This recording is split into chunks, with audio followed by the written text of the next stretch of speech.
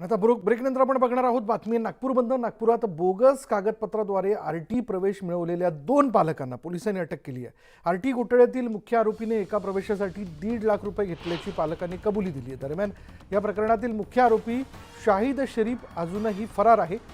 Police मुख्य आरोपीचा शोध घेत असून शाहिदच्या घराची झाडाझडती घेतली असता पोलिसांनी त्याच्या घरातून अनेक कागदपत्र जप्त केली आहेत।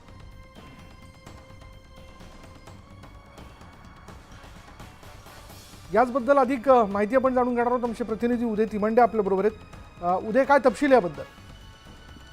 तर आरटी मध्ये जे आहे ते प्रवेशाचा मोठा घोटाळा जो आहे तो नागपूरमध्ये उघडकीस आलेला आहे। राज्यातील पहिलाच हा घोटाळा म्हणावा लागेल, कारण गरीब विद्यार्थ्यांसाठी जो आहे तो प्रत्येक नामांकित शाळेमध्ये 25% हा इतका आरटीचा जो आहे तो आरटीचा कोटा असतो आणि त्या कोट्यामधून जे आहे ते बनावट कागदपत्र सादर करून प्रवेश मिळवण्यासाठी जे आहे ते एक नागपुरात रॅकेट सक्रिय होतं आणि याचा आता या रॅकेटचा खुलासा आता नागपूर पोलिसांनी केलेला आहे। यातला मुख्य आरोपी शरीफ शाहिद जो आहे तो अजूनही पोलिसांच्या हाती लागलेला नाही। मात्र या आधारे आतापर्यंत 19 पालकांवर नागपूरमध्ये वेगवेगळ्या पोलीस स्टेशनमध्ये गुन्हे दाखल करण्यात आलेले आहे। यामध्ये बनावट कागदपत्र जातीचे असेल किंवा उत्पन्नाचा दाखला असेल किंवा रहिवासी प्रमाणपत्र असेल, असे बनावट कागदपत्र देऊन हा सगळा घोटाळा करण्यात आला होता। आता या संदर्भात नागपूरच्या सीताबर्डी आणि सदर पोलीस स्टेशनमध्ये गुन्हे दाखल झालेले आहेत आणि पोलीस या सगळ्या प्रकरणाचा आता विशेष टीम करून तपास करतात। त्यामुळे यामध्ये जे आहे ते आणखी आरोपी पालकांची संख्या वाढण्याची